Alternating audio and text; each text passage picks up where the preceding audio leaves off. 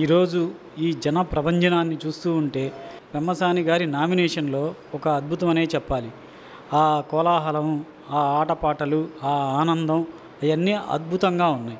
ఇది మన తెలుగుదేశం పార్టీ విజయానికి సూచికలా కనిపిస్తూ ఉంది.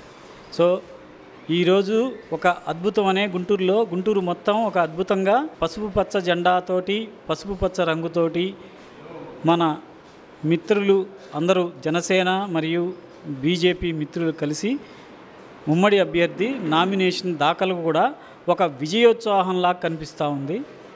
సో ఇది ఎంతో ఆనందదాయకం. గుంటూరు పార్లమెంటు నియోజకవర్గానికి ఒక గొప్ప నాయకుడు దొరికాడని చెప్పేసి మనం భావించవచ్చు. ఉన్నవి మొత్తం వైఫల్యాలే, ఏమాత్రం అనుకోవటానికి వీలు లేదు. ఒక రంగం అని లేదు, ప్రతి రంగంలోనూ వైఫల్యమే కనిపిస్తూ ఉంది. ఖచ్చితంగా ఫస్ట్ టైం ఓటేసే వాళ్ళకి మన పెమ్మసాని గారిని ఒక ఇన్స్పిరేషన్గా తీసుకొని ఖచ్చితంగా పెమ్మసాని గారికి ఓటు 100% వేస్తారని ఖచ్చితంగా నమ్ముతున్నాను.